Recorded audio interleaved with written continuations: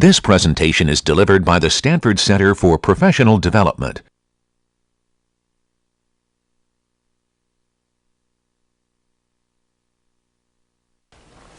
Okay, so let's go into today's technical material. So, welcome back. What I want to do today is continue our discussion of principal components analysis of PCA, and in particular, there's one more application that I didn't get to in the last lecture on latent semantic indexing, LSI. And then I want to spend just a little time talking about how to implement PCA, especially for very large problems. And in particular, I'll spend just a little bit of time talking about the singular value decomposition, or the SVD implementation of principal component analysis. And then in the second half of today's lecture, I want to talk about a different algorithm called independent component analysis, which is in some ways related to PCA, but in many other ways is also also manages to accomplish very different things than PCA. And so with this lecture, this will actually wrap up our discussion on unsupervised learning, and the next lecture we'll start to talk about reinforcement learning algorithms. Okay, so just to recap where we were with PCA, right? Principal component analysis. I said that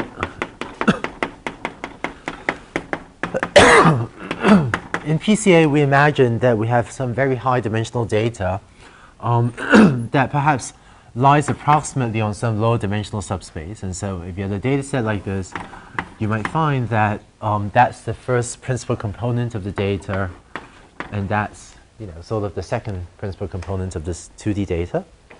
And to summarize the algorithm, right, we sort of had 3 steps. The first step of PCA was to normalize the data to 0 mean and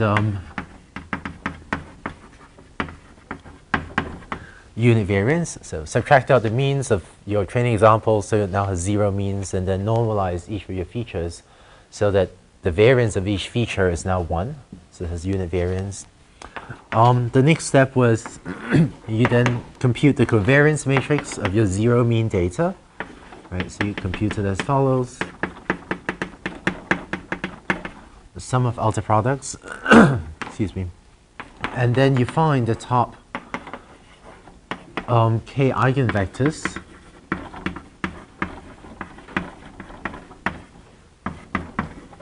of sigma. Okay. So last time we saw a few applications of this. For example, one of the applications was to eigenfaces, where each of your training examples, xi, is itself an image. And so if you have, say, 100 by 100 images, if your pictures of faces are, say, 100 pixels by 100 pixels, then each of your training examples, xi, will be a 10,000 dimensional vector corresponding to the 10,000 grayscale intensity pixel values, right? The 10,000 pixel values in each of your 100 by 100 images. So remember, the eigenfaces application was where the training examples comprised pictures of faces of people, and then we ran PCA, and then to measure the distance between, say, a face here and a face there, we would project both of the face images onto the subspace, and then measure distance along the subspace. So for eigenfaces, you use something like 50 principal components.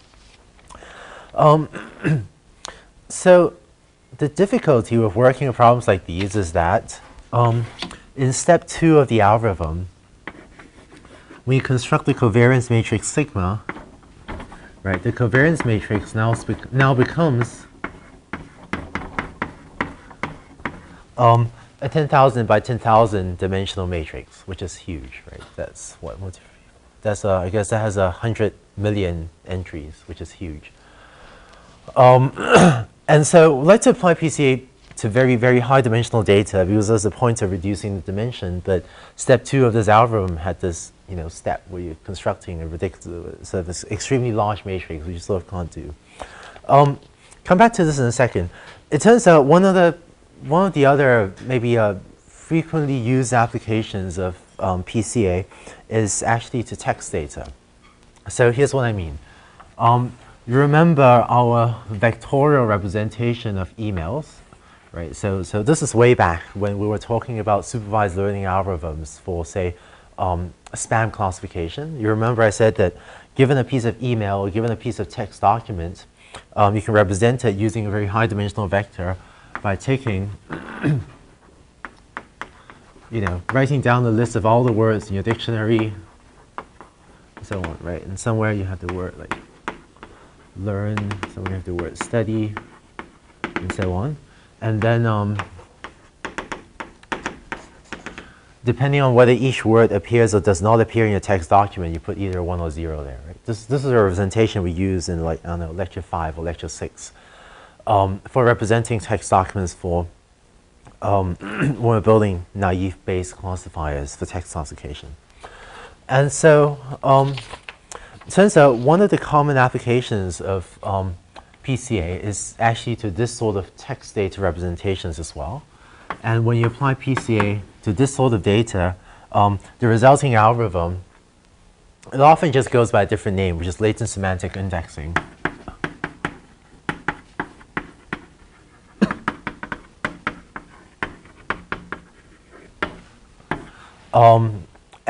And for the sake of completeness, I should say that in LSI, you usually skip the pre-processing step.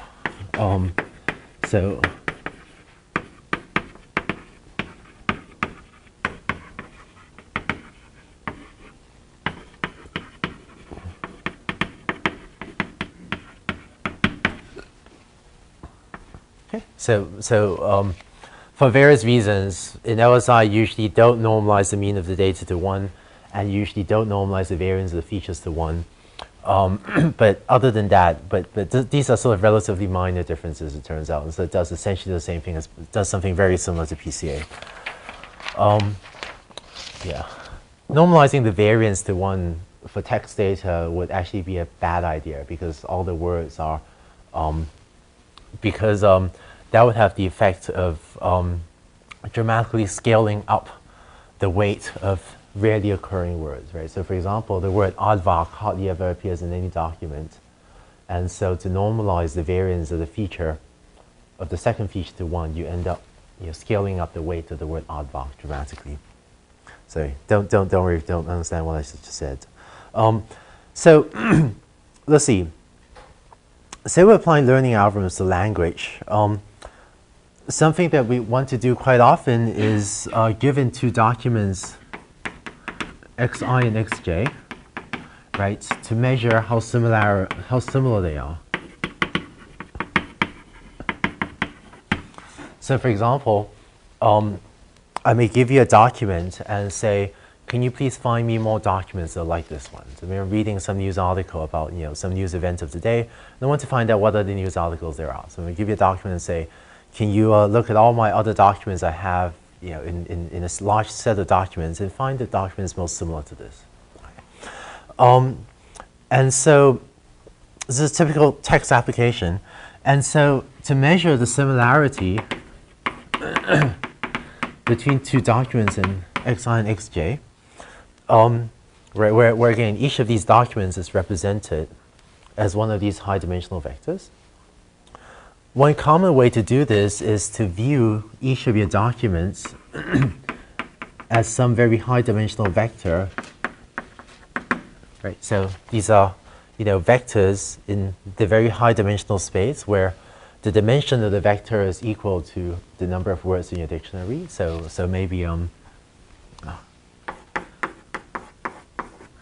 maybe each of these documents lives in some 50,000 dimensional space if you have 50,000 words in your dictionary. And so one measure of the similarity between these 2 documents that's often used is what's the angle between these 2 documents. Okay. Let's see. Right. And in particular, if the angle between these 2 vectors is small, then the 2 documents will consider them to be similar, whereas the angle between these 2 vectors is large, then we'll consider the documents to be dissimilar. And so more formally, one commonly used heuristic in natural language processing is to say that the similarity between two documents is a cosine of the angle theta between them, right? So for small values anyway, right, the cosine is a decreasing function of theta. So the smaller the angle between them, the larger the similarity. And the cosine between two vectors is, of course, just xi transpose xj divided by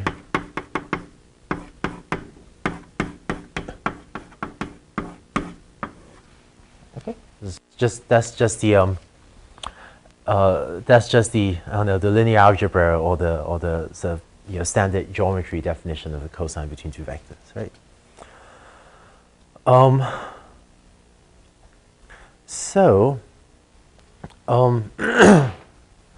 Here's the intuition behind what LSI is doing.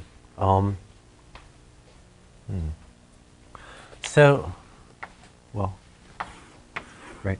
The hope, as usual, is that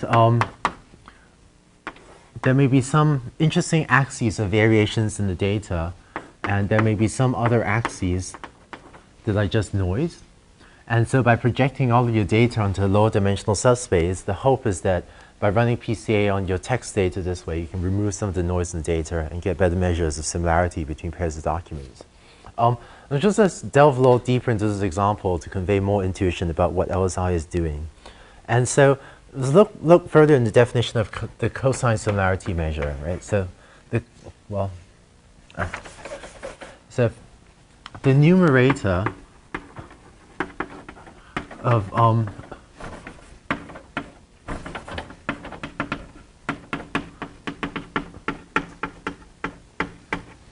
right. The numerator of the similarity between the two documents was this inner product, which is therefore sum over k xik xjk. Okay, and so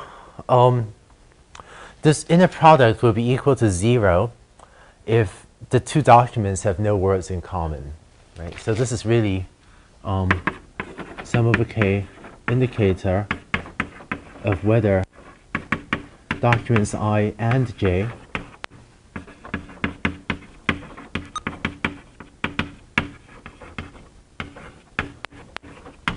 both contain a word k, because I guess xik indicates whether document I contains the word k, and xjk indicates whether document j contains the word k.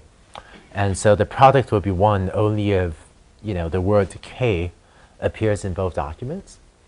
And therefore, the similarity between these two documents will be equal to 0 if the two documents have no words in common, right? And so, for example,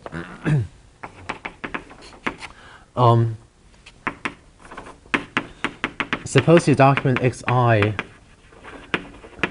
has the word study and the word xj has the word learn, then these two documents may be considered entirely dissimilar, right? So we have a document about effective study strategies, right? Sometimes you read a news article about that, so you ask, well, what are the documents similar to this? Then if there are a bunch of other documents about good methods to learn, then there are no words in common, and so the similarity between these two documents is 0. So here's a cartoon of what we hope LSI or PCA will do, which is, suppose that on the horizontal axis, I plot the word learn, and on the vertical axis, I plot the word study. Okay, and so the values take on either the value 0 or 1. So if a document contains the words learn but not study, then plot that document there. And if a document contains neither the word study nor learn, I'll plot that at 0, 0. So here's a cartoon behind what PCA is doing, which is we identify a lower dimensional subspace. That'll be some, eigenvector we get out of PCAs, called UI, say. And now, suppose we have a document about learning, we have a document about studying. The document about learning, This points to the right, document about studying points up. And so the inner product, the cosine angle between these two documents will be 90 degrees, excuse me. So the inner product between these two documents, one on studying and one on learning, will be 0. And so it's as if these two documents are entirely unrelated, which is not what we want, right? Because documents about studying and documents about learning are related. But we take these two documents and we project them onto this subspace. Then these two documents now become much closer together. And the algorithm will recognize that when you take the inner product between these two documents, you actually end up with a positive number. And so LSI enables our algorithm to recognize that these two documents have some positive similarity between them. Okay? So that's just sort of intuition about what PCA may be doing to text data.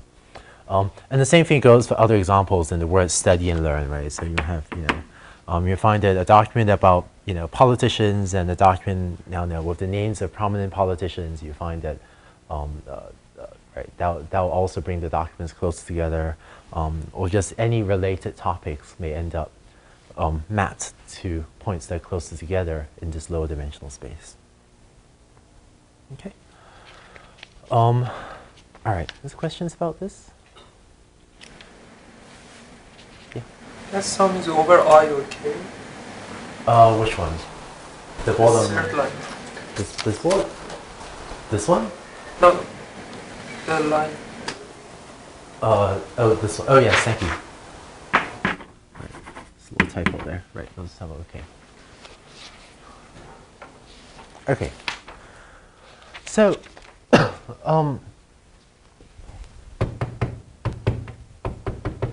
let's talk about how to actually implement this now.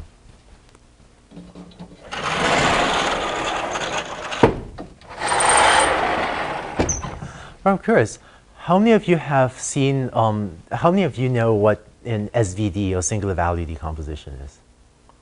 Wow, there's a lot of you. It's far more than I thought. Oh, curious, did you guys learn it as undergrads or as graduate students? Grad. Yeah, okay, cool.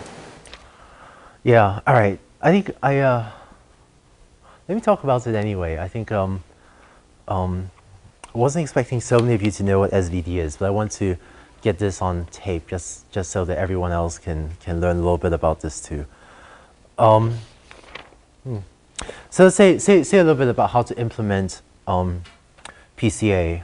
The problem I was alluding to just now was that when you have these very high dimensional vectors, then sigma is a large matrix. So in particular, for our text example, if the vectors xi are 50,000 dimensional, then the covariance matrix will be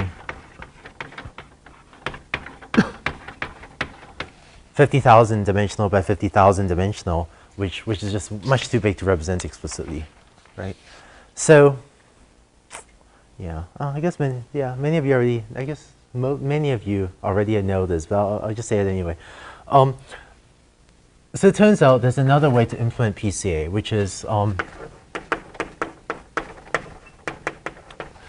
turns out if A is any n by n matrix, then one of the most remarkable results of, I think, linear algebra is that the matrix A always has can be decomposed into a singular value decomposition. And what that means is that the matrix A, which is n by n, can always be decomposed into a product of free matrices where U is n by n, D is a square matrix, which is n by n, and V is also n by n. And D is going to be diagonal.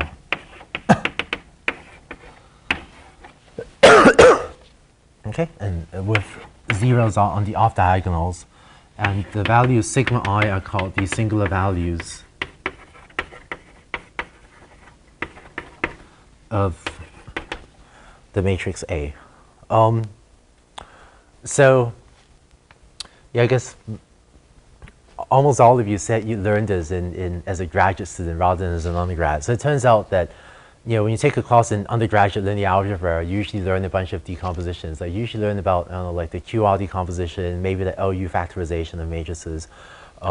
Most undergrad courses don't get to talk about singular values decompositions, but at least in almost everything I do in machine learning, you actually find that you end up using SVDs much more than any of the decompositions you learned in like typical undergrad linear algebra class. So just personally, I've probably used an SVD, I don't know, dozens of times the last year, but LU and QR decompositions, I think I used a QR decomposition once and like an LU decomposition not at all in the last year, right? So let's see. Let me say a bit more about this.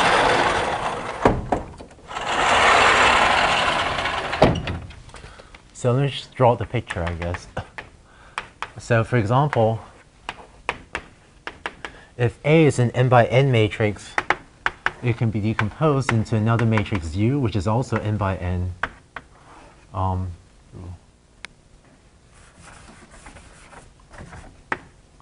It's the same size, D, which is n by n.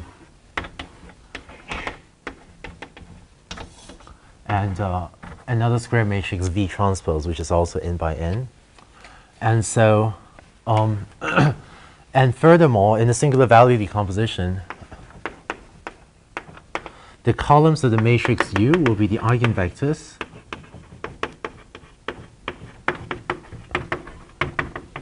of AA transpose, and the columns of V will be the eigenvectors of A transpose A. And to compute it, you just use the SVD command in, say, MATLAB or Octave. Okay? And so, today, state of the art in numerical linear algebra is that the SVD, singular value decompositions of matrices, can be computed extremely stably. And so you have used a package like MATLAB or Octave to compute, say, the eigenvectors of a matrix. And so I think I say that sort of SVD routines are even more numerically stable than eigenvector routines for finding eigenvectors of a matrix. So you can sort of safely use a routine like this. And similar to the way they use like a square root command without thinking about how it's computed, right? You can compute square root of something and just not worry about it. The computer will give you the right answer. For most reasonable size matrices, even up to thousands by thousands matrices, the SVD routine I think of as like a square root function in the sense that you can call it and it'll give you back the right answer and you sort of don't have to worry too much about it. If you have extremely large matrices, like a million by million matrices, I might start to worry a little bit, but you have like a few thousand by a few thousand dimensional matrices. This is implemented very well today. Yeah. What's the complexity of SVD? It's a good question. I actually don't know. I think it's on. I want to guess it's roughly on the order of n cubed, but I'm not sure. Yeah. It's usually an iterative algorithm, so I think it's. I don't know what's known about the convergence of these algorithms. Okay, so the example I drew out was for fat matrix. The matrix is wider than its tau. In the same way, you can also call SVD on a tall matrix. It's sort of taller than it's wide, and it would decompose it into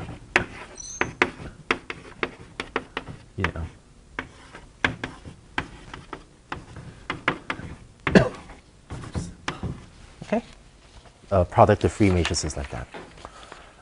And so, the nice thing about this is that we can use it to compute our eigenvectors in PCA very efficiently.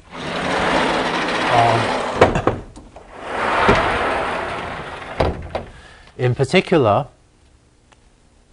our covariance matrix sigma was this.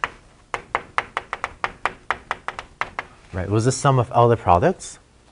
And so if you go back and recall the definition of the design matrix. I think I described this in, what was it? I think it was lecture 2, when we derived a closed form solution to least squares, ordinary least squares. The design matrix was this matrix, right, where I take my training examples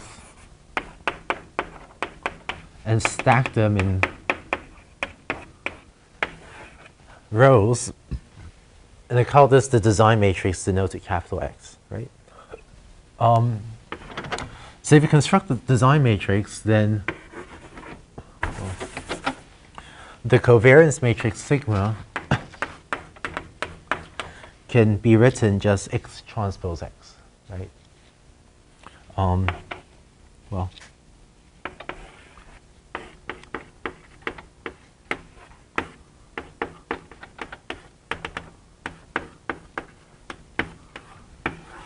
right, that's X transpose, and I guess here's X.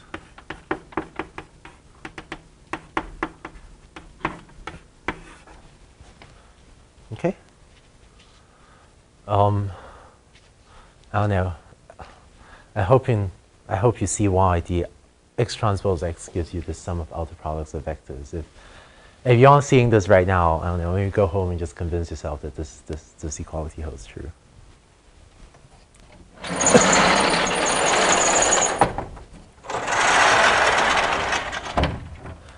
And so, to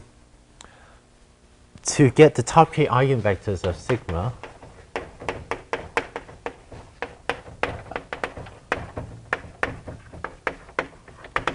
right, you would take sigma and decompose it using excuse me. Right. You would take the matrix X and you compute as SVD, so you get U as V transpose. And then, the top k columns of U are the top k eigenvectors of X transpose X, which is therefore the top k eigenvectors of your covariance matrix sigma. Okay? And so in our examples, the design matrix may be, say, R. If you have 50,000 words in your dictionary, then the design matrix will be R M by 50,000. So maybe like, say, 100 by 50,000 if you have 100 training examples. And so X would be quite tractable to represent and compute the SVD of. Whereas the matrix sigma would be much harder to represent. This is 50,000 by 50,000. So this gives you an efficient way to implement PCA. Yeah. So the reason I wanted to talk about this was, in previous years I didn't talk about SVD, and sort of in the class projects I found a number of students trying to implement SVD on huge problems and building these huge matrices. So this is sort of the much better way to implement PCA if you have extremely high dimensional data. If you have low dimensional data, if you have like 100 dimensional, if you have like 50 or 100 dimensional data, then computing sigma is no problem. You can do it the old way, but otherwise use the SVD to implement this. Okay. Questions about this?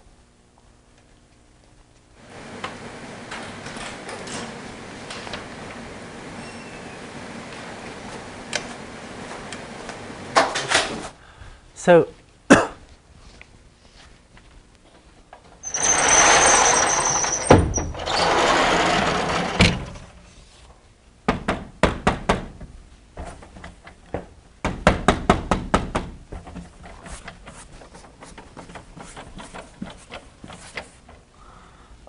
the last thing I want to say is just in practice, when you want to implement this, I want to say sort of a note of caution. It turns out that for many applications of, let's see, when you apply SVD to these wide, yeah. All right, just a quick question. Is it the top k columns of U or V, because X transpose X is V, dV transpose, right? Oh, let's see. Oh yes, I think you're right. Is that right? I think you're right. Sorry. Let's see. Top k columns of U or top k columns of V.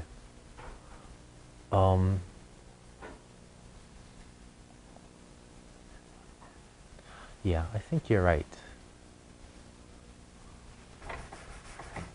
Is that right?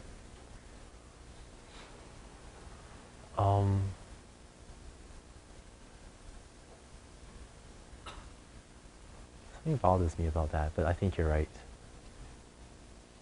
Since U and V are orthonormal, so Yeah. then X transpose X should be V, D, D. Because X is U, D, V, so X transpose X would be. Yeah, X transpose X would be, yeah, okay, yes, I think you're right. Cool, thanks. If anyone thinks about it and has another opinion, let me know. But I think you're right. I'll make sure I get the details around and let you know anyway. Okay, so, wow, everyone's still looking at that.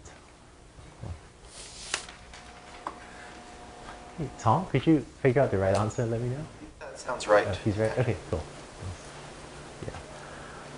Okay, so just one last note, just sort of a note of caution. It turns out that in this example, is implementing SVD with a wide matrix. So the matrix X was right, n by n. It turns out when you find the SVD decomposition of this, it turns out that, let's see, yeah, actually, yeah, right, yeah, I think you're definitely right. So it turns out that when you find the SVD of this, the rightmost portion of this block of this matrix will be all zeros. And also, when you compute the matrix D, a large part of this matrix will be zeros. And you have the matrix V transpose, right? And so depending on what depending on what convention you use, for example, I think MATLAB actually uses a convention of just cutting off the zero elements.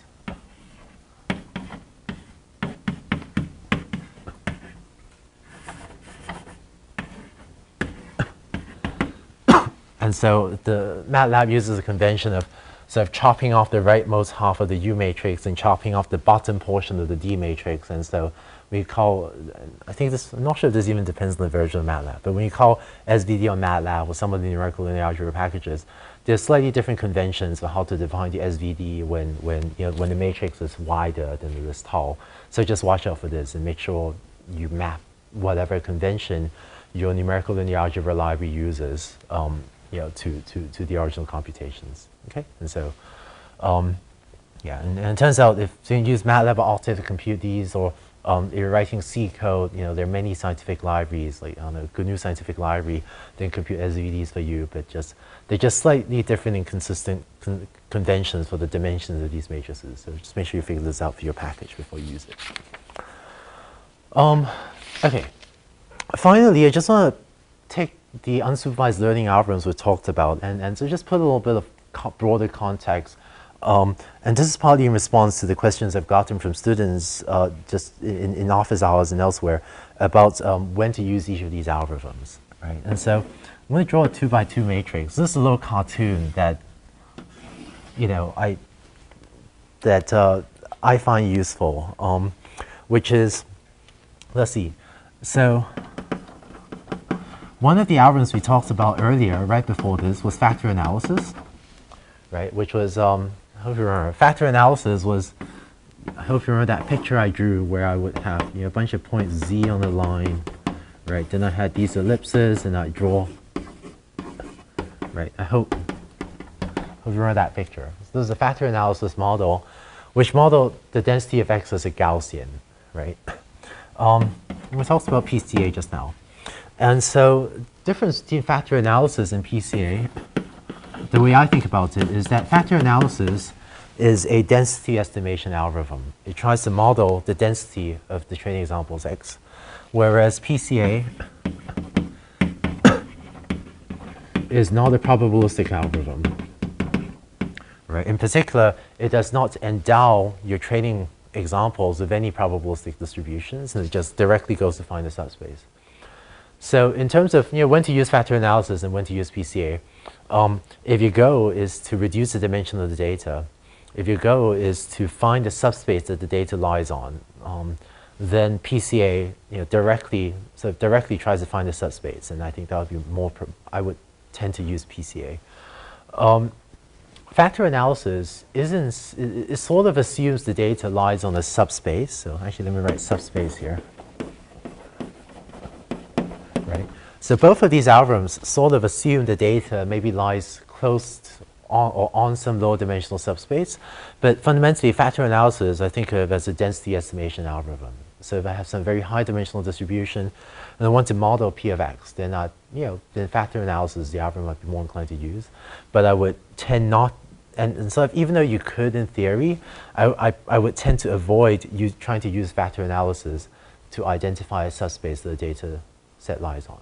Okay, so concretely, if you want to do anomaly detection, if you want to model P of X, so that if you have a very low probability event, you can flag an anomaly, then I would tend to use factor analysis to do that sort of density estimation.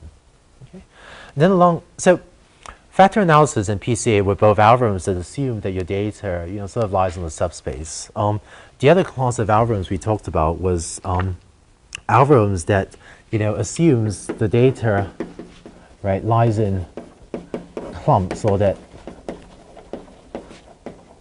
the data has a few coherence groups. And so let me just fill in the rest of this picture.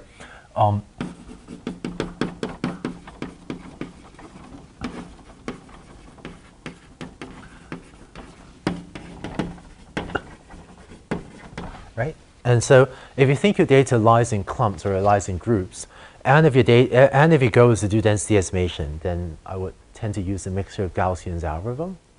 But if, again, you don't necessarily want to endow your data with any probabilistic semantics, so if you just want to find the clumps of the groups, then I'd be inclined to use the k-means algorithm. Okay, so haven't seen anyone else draw this picture before, but I tend to organize these things this way in my brain. And so hopefully this helps guide, when you might use each of these algorithms as well, depending on whether you believe the data might lie in a subspace or whether it might sort of lie in clumps of groups.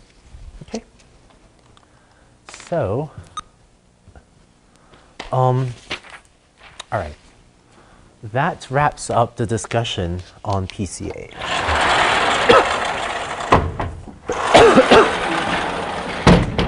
And what I want to do next is talk about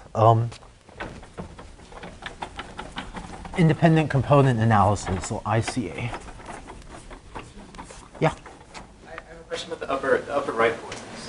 So once you have all of the eigenvectors, data set, and you want to know something like, okay, well, how similar is feature I to feature J? Right. It looks like, okay, you pick some eigenvector and you take some dot products between the feature I and feature J and the eigenvector. I see. But there's a lot of eigenvectors to choose from. Yeah. Okay. So Justin's question was, having found eigenvectors, how do I choose what eigenvector to use to measure distance, right? So the answer to that is, sorry, my laptop's gone to sleep. Let me just start that waking up first, so while I answer the question. Okay, cool. So the answer is really, in this cartoon, I would actually avoid thinking about eigenvectors one at a time. So a better way to view this cartoon is that this is actually, if I decide to choose 100 eigenvectors, this is really 100D subspace.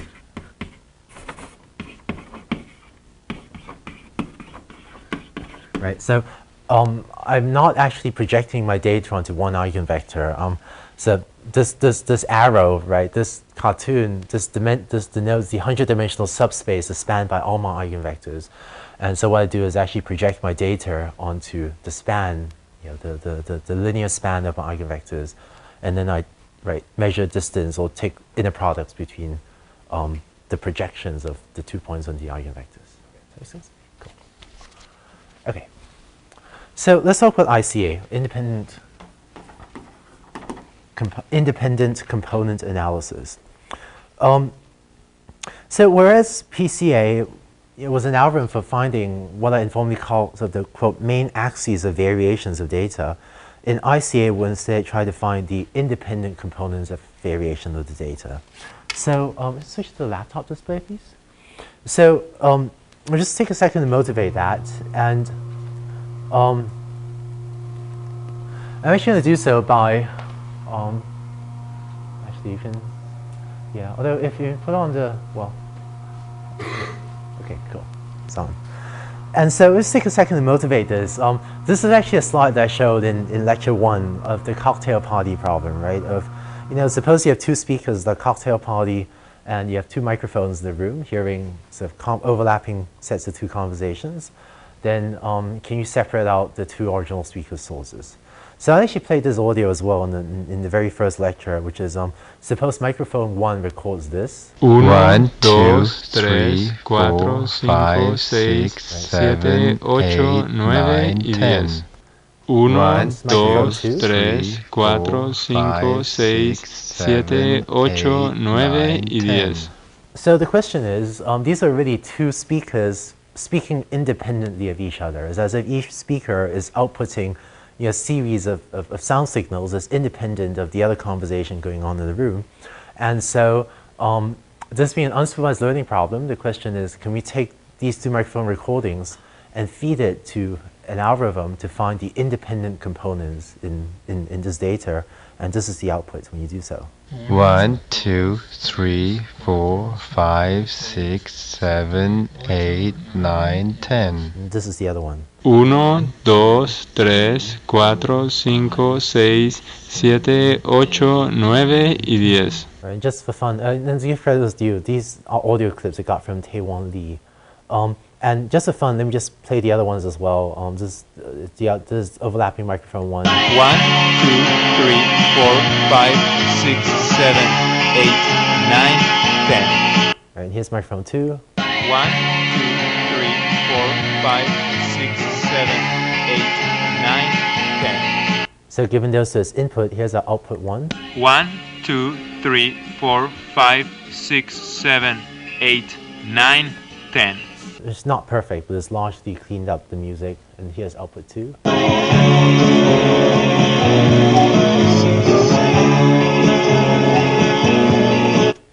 Okay, let's switch back to chalkboard, please. And so what I want to do now is describe an algorithm that does that. So before I actually jump into the algorithm, I want to say just just 2 minutes on CDFs, or cumulative distribution functions. Right.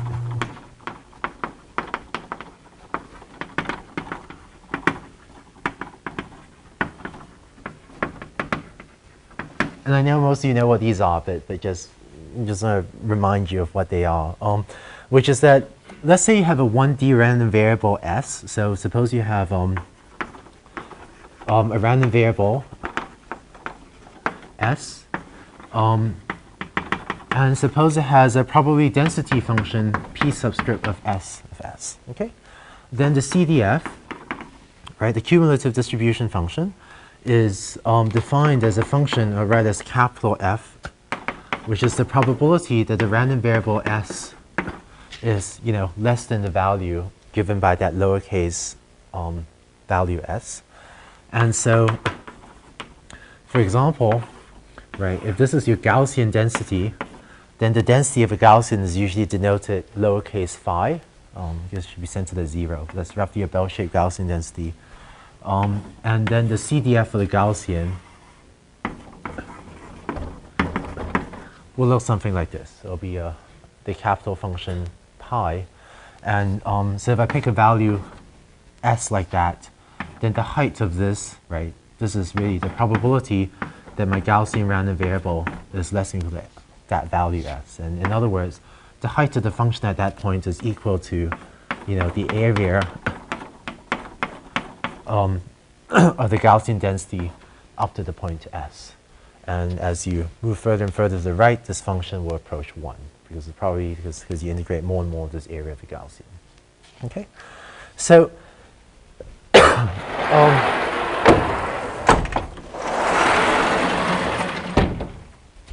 Let's see.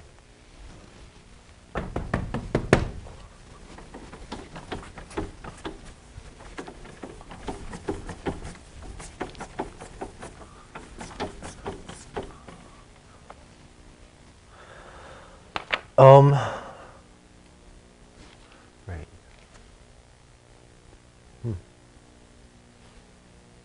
Yeah. Right. So another way to write f of s is the integral from minus infinity to s of the density dt. Right. So something that will come up later is, suppose I have a random variable s, and I want to model the distribution of the random variable s.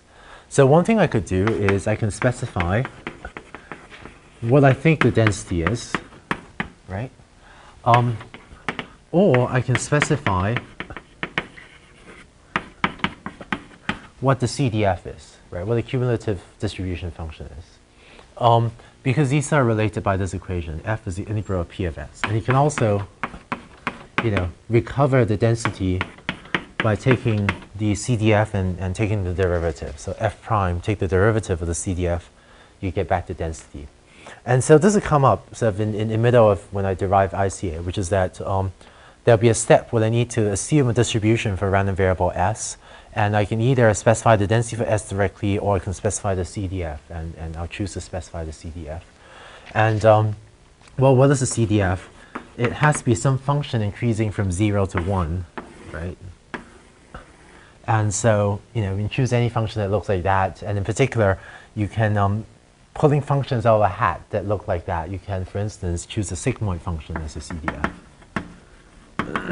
And that would be one way of specifying a distribution, a density for the random variable S. Okay, so this will come up later. Right. Well, what was I using?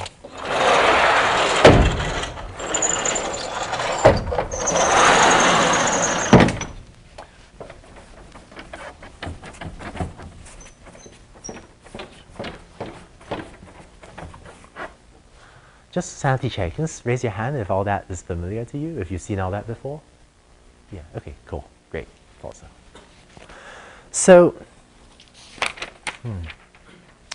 So let's start to derive our ICA, or our independent component analysis algorithm. Let's assume that the data comes from n original sources. So let's say there are n speakers in a cocktail party, right? So the original sources I'm going to write as a vector S as an Rn. So just be concrete about what I mean by that. I'm going to use Sij to denote the signal from speaker j at time I. Okay, and here's what I mean. So what is sound, right? When you hear sound waves, sound is created by a pattern of expansions and compressions in air. So the way you're hearing my voice is, I guess my mouth is causing a certain changes in the air pressure, and then your ear is hearing my voice as detecting those changes in air pressure. And so what a microphone records, what my mouth is generating is a pattern. I'm going to draw a cartoon, I guess, right, of changes in air pressure, right? So this is what sound is. You look at the microphone recording, you see these roughly periodic signals that comprise, changes in air pressure over time as the air pressure goes above and below some baseline air pressure, right? So this is what the speech signal looks like, say. And so if this is speaker 1, then what I'm saying is that, and this is some time t, what I'm saying is that the value of that point I'm going to denote as S superscript t subscript 1. Okay? And similarly, speaker 2 is outputting some sine wave. If speaker 2's voice looked like that, it actually sound like a single tone, I guess. But so in the same way, at the same time t, the value of the air pressure generated by speaker 2, I'm going to denote as ST2. Okay? So,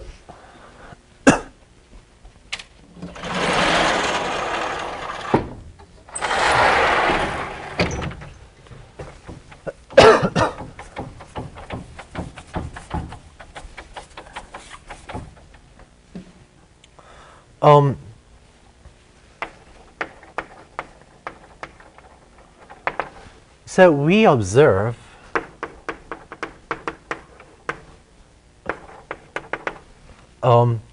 xi equals a times si, where these xi's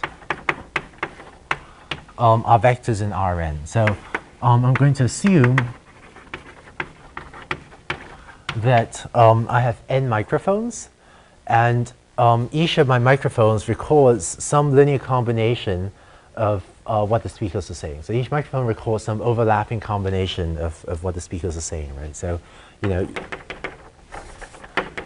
for example, xij, which is, this is what microphone j records at time I. By definition of sort of matrix multiplication, this is sum of ik, aik, sij. Oh, excuse me. Okay, and so what my jth, sorry. Okay, right. So what my jth microphone is recording is recording some linear combination of all of the speakers. So at time I, what microphone j is recording is some linear combination of what all the speakers are saying at time I, of what, you know, so k here indexes over the n speakers. So our goal is to find the matrix W equals A inverse. I'm just defining W that way, so that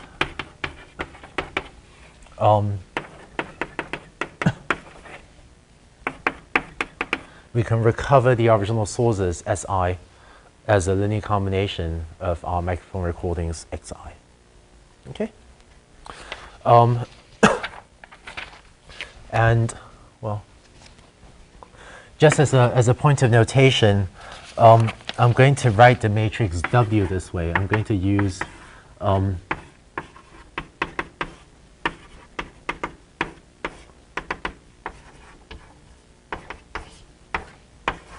right, so I'm going to use lowercase w subscript 1, subscript 2, and so on to denote the rows of this matrix W.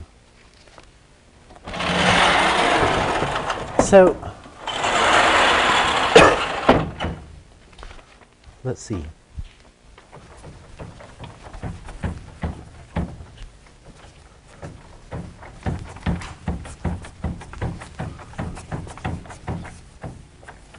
All right.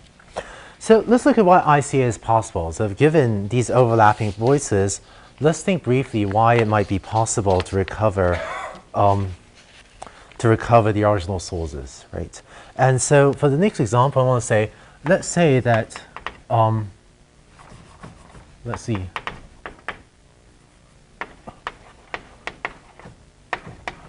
For the next example, let's just say that each of my speakers outputs, this will sound like white noise, but let's say, can I switch to the laptop display, please? For this next example, let's say that each of my speakers outputs, you know, uniform white noise. And so if that's the case, these are my axes, S1 and S2. This is what my two speakers would be uttering. And so, you know, the plot of what they're uttering will look like they lie in a square box if the two speakers are independently outputting, you know, uniform -1, 1 random variables. So this is a plot of S1 and S2, my original sources. This would be a typical sample of what my microphones record, where here the axes are X1 and X2, right? And so these are images I got from Apo Hyvarinen, so one of the experts on ICA. And so given a picture like this, you can sort of look at this box, and you can sort of tell what the axes of this parallelogram are, and you can sort of figure out what axes, you know, what linear transformation would transform the parallelogram back to a box, right? So it turns out that there are some inherent ambiguities in ICA. I'll just say what they are. One is that you can't recover the original indexing of the sources. In particular, if I generated the data from speaker 1 and speaker 2, you can run the ICA and then you may end up with the order of the speakers reversed, right? Because, and what that corresponds to is if you take this picture and you flip this picture along the 45-degree axis, or this picture, you take the 45-degree axis, you can reflect this picture across the 45-degree axis and you still get a box. And so there's no way for the algorithm to tell, which was speaker number 1 and which was speaker number 2, because the numbering or the ordering of the speakers is ambiguous. The other source of ambiguity, and these are the only ambiguities in this example, is the sign of the sources, right? So given my speakers recordings, you can't tell whether you got back positive SI or whether you got back negative SI, right? And in this picture, what that corresponds to is if you take this picture and if you reflect it along the vertical axis, if you reflect it along the horizontal axis, and you still get a box. You still get back the same distribution of speakers. And so it turns out that in this example, right, you can't guarantee that you recover positive SI rather than negative SI. So it turns out that these are the only two ambiguities in this example. One is the permutation of the speakers, and the other is the sign of the speakers. Permutation of speakers, there's not much you can do about that. And it turns out that for the signs, it turns out that if you take an audio source and if you flip the sign, if you take negative S and if you play that back through a microphone, it actually sounded it'll sound indistinguishable. And so for many of the applications we care about, the sign as well as the permutation is ambiguous, but you don't really care about it. Okay. Let's switch back to chalkboard, please.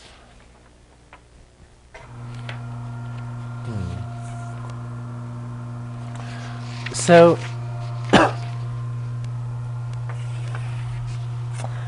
okay, I won't.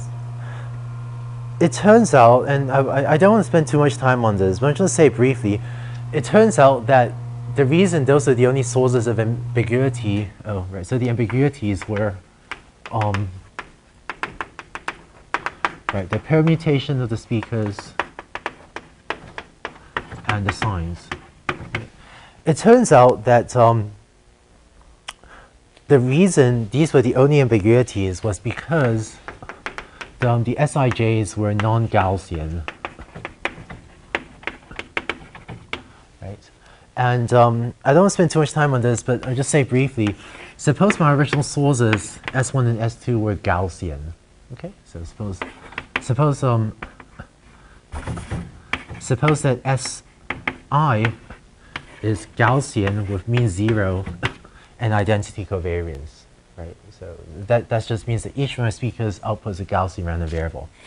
Then here's a typical sample of Gaussian data, right? And you may recall the contours of a Gaussian distribution with identity covariance looks like this, right? The Gaussian is a spherically symmetric distribution. And so if my speakers were outputting Gaussian random variables, then if I observe a linear combination of this, there's actually no way to recover the original distribution because there's no way for me to tell if the axes are at this angle or if they're at that angle and so on, because the Gaussian is a rotationally symmetric distribution, and so I would not be able to recover sort of the orientation of the rotation of this. Okay. So I don't want to prove this too much. I don't want to spend too much time dwelling on this, but it turns out that if your sources are Gaussian, then it's actually impossible to do ICA. And ICA relies critically on your data being non-Gaussian, because if the data were Gaussian, then the rotation of the data would be ambiguous. And so regardless of how much data you have, even if you had quote, infinitely large amounts of data, you would not be able to recover the matrix A or W. Okay? So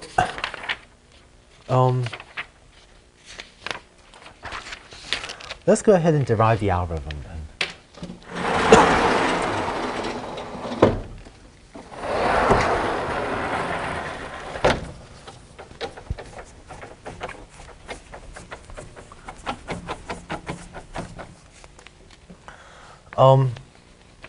Okay.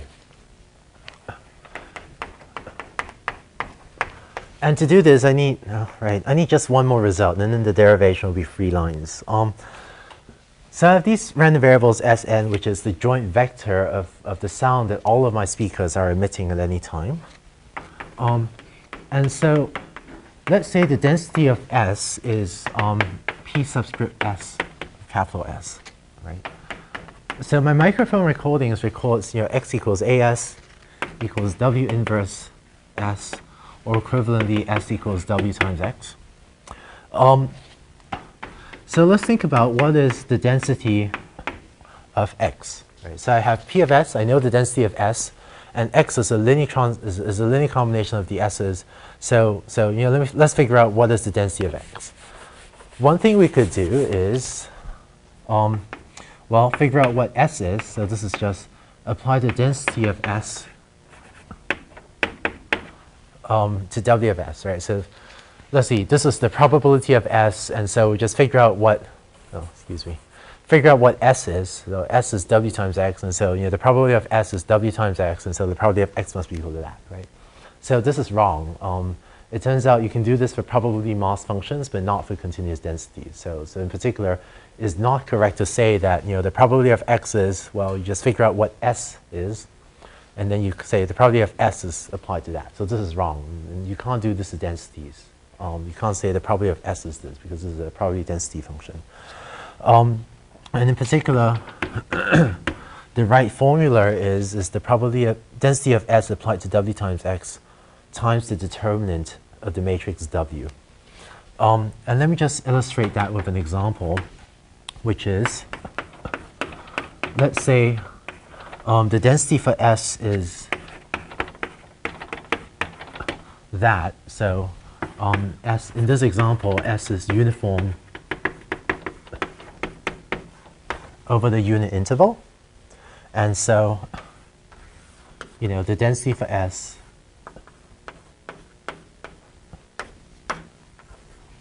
looks like that, right? It's just a uniform, this density for the uniform distribution over 0, 1. So let me let X be equal to 2 times S. And so this means A equals 2 and W equals 1/2. So if S is a uniform distribution over 0, 1, then X, which is 2 times that, will be the uniform distribution over the range from 0 to 2. And so the density for X will be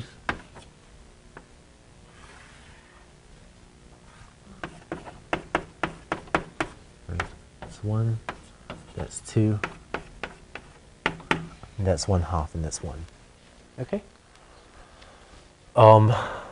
And so density for X will be indicator 0 less than equal to X less than equal to 2 times W times 1/2. Okay? And so, does that make sense? And so, to actually compute the density for X, because X is now spread out, across a wider range, the density of X is now smaller, and therefore the density of X has this 1/2 term there.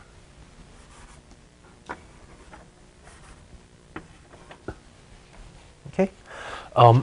And I guess this is an illustration for the case of one-dimensional random variables where S and X are 1D. I'm not going to show it, but the generalization of this to vector value random variables is that the density of X is given by this times the determinant of the matrix W, where here I showed the one-dimensional case, which is the generalization.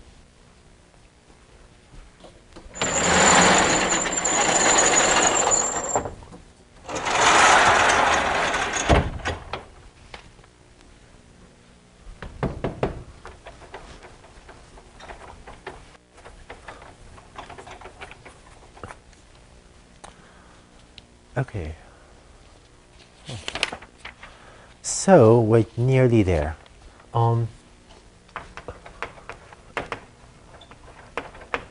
Here's how I can implement ICA.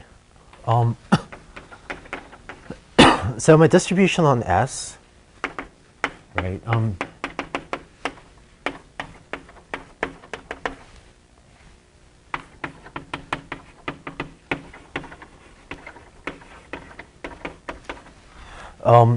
So I'm going to assume that my density on S is given by this is a product over the n speakers of the density, the probability of speaker I emitting a certain sound. This is a product of densities. And this is a product of distributions because I'm going to assume that the speakers are having independent conversations. So the SIs are independent for different values of I. So by the formula we just worked out, right, the density for X will be equal to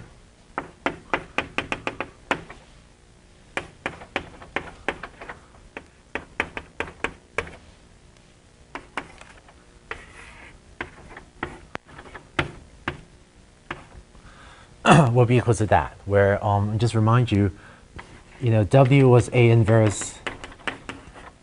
It was this matrix where it was this matrix I defined previously, so that SI equals WI transpose X, right? So that's what's in there.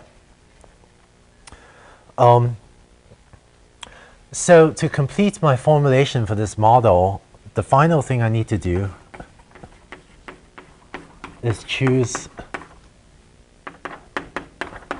a density for what I think each speaker is saying. Right? I need to assume probably just some density over, the sounds emitted by an individual speaker. And so, following the discussion I had, right when I was starting to solve for ICA, one thing I could do is I could choose the density for S, or equivalently, I can choose the CDF, the cumulative distribution function for S. And in this case, I'm going to choose the cumulative distribution function. And so maybe partly for historical reasons and just partly for convenience, I need to choose the CDF for S. And so what that means is I just need to choose some function that increases from 0 to 1. And well, what can I choose? I know I can't choose a Gaussian because we know Gaussian, you can't do ICA on Gaussian data. So I need some function increasing from 0 to 1 that is not the cumulative distribution function for a Gaussian distribution. So what other functions do I know that increase from 0 to 1, right? Well, so it's just convenient to choose the CDF to be the sigmoid function. Okay. And this is a commonly made choice that is made for convenience. There's actually no great deep reason for why you choose a sigmoid function. It's just a convenient function that we all know and are familiar with that happens to increase from 0 to 1. And when you take the derivative of this,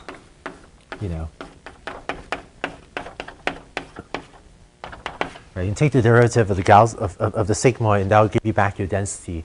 And this is just not Gaussian, because that's the main virtue of choosing a sigmoid.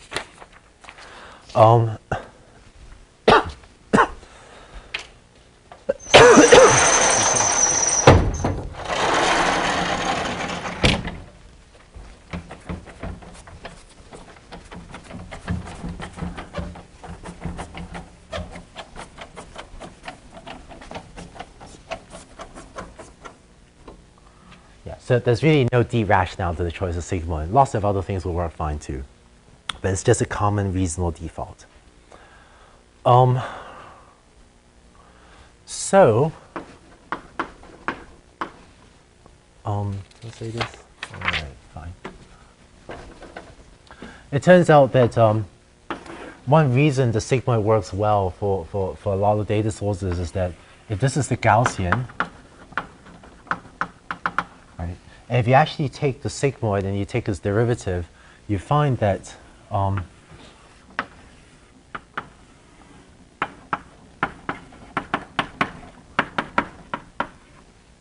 sigmoid has fatter tails than the Gaussian, by which I mean the density of the sigmoid dies down to 0 much more slowly than does a Gaussian. So for Gaussian, the magnitudes of the tails dies down as e to the minus s squared. Whereas for the sigmoid, the tails look like e to the minus s, sort of asymptotically. So the tails die down as e to the minus s rather than e to the minus s squared. And it turns out that most distributions with this property with fatter tails, where the distribution decays to 0 relatively slowly compared to Gaussian, will work fine for audio data. Okay. So actually, one other choice sometimes uses what's called the Laplacian distribution, which is that. And this will work fine too for many data sources.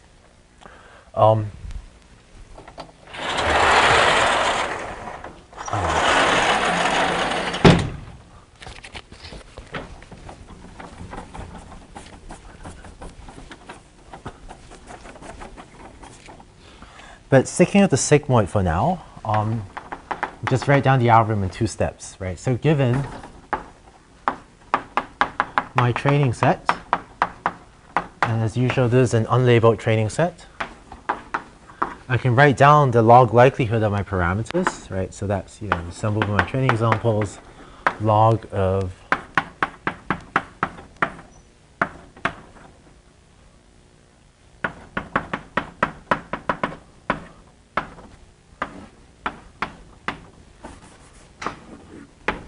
times that. So that's my log likelihood. And so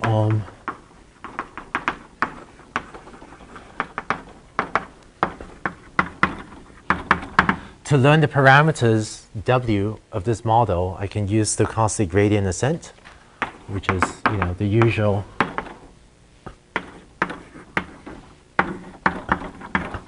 right, which is just that.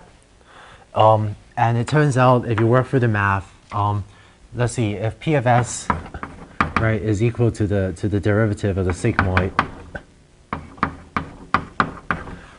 then if you just work through the math to compute the partial derivatives there, and you've all done this a lot of times now, so I won't bother to show the details, you find that is equal to this.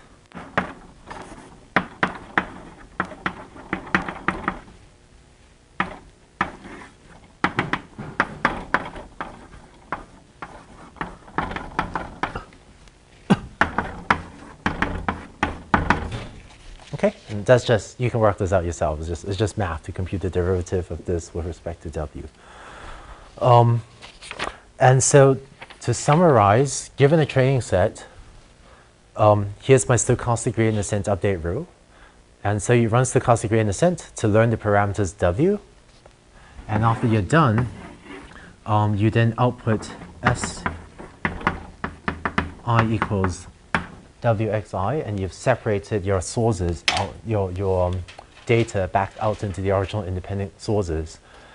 Hopefully up to only a permutation and a sign, plus minus sign ambiguity. Okay. So just switch back to the laptop, please. So let me just wrap up with a couple of examples of applications of ICA. Cool. This is actually a picture of our TA, Katie. So one of the applications of ICA is to processing various types of brain recording data, so EEG, MEG data.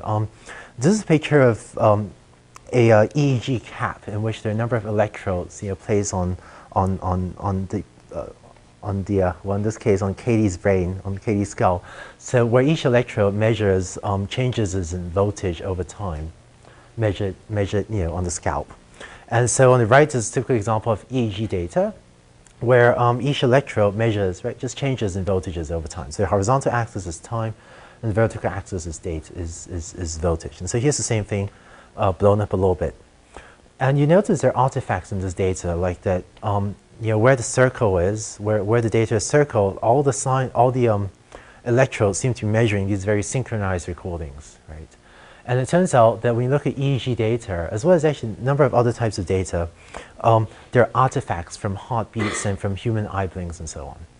So the cartoon is, if you imagine that you're placing a number of electrodes, microphones on my skull, then each microphone is recording some overlapping combination of all the things happening in my brain or in my body, right? So it's as if, my brain has a number of different processes going on, my body has a number of different things going on, and each microphone or each electrode measures a sum of the different voices in my brain. Although that didn't quite come out the way I wanted to say. So what you can do is take this data and run ICA on it and find what are the independent components, what are the independent processes going on in my brain. This is an example of running ICA. And so you find that there's a small number of components like those shown up there that correspond to heartbeat, right? Where the arrows, so those are very periodic signals that come on, occasionally to correspond to sort of roughly 2 components of heartbeat. You also find things like an eye blink component corresponding to the signal generated when you blink your eyes. And by doing this, you can then subtract out the heartbeat and the eye blink artifacts from your data and now get much cleaner ICA data, get much cleaner EEG readings that you can do sort of further scientific studies on. So this is a pretty commonly used preprocessing step that is common application of ICA.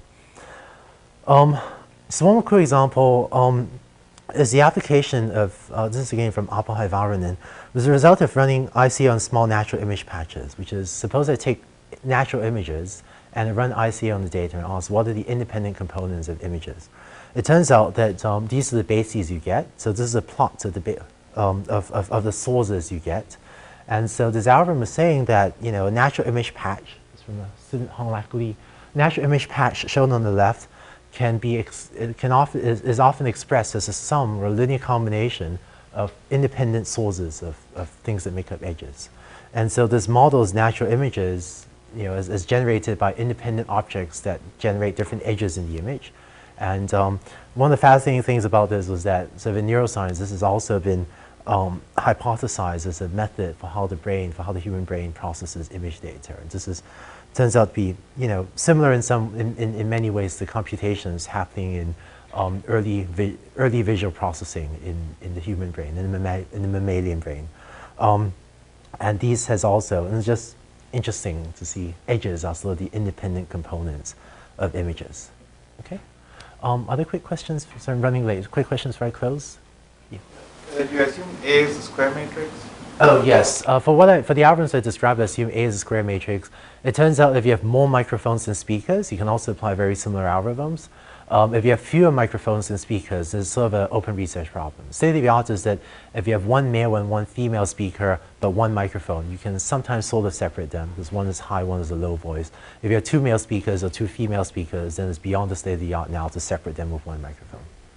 But it's a great research problem. Cool. Okay, sorry about running late again. Let's close now, and we'll continue with reinforcement learning.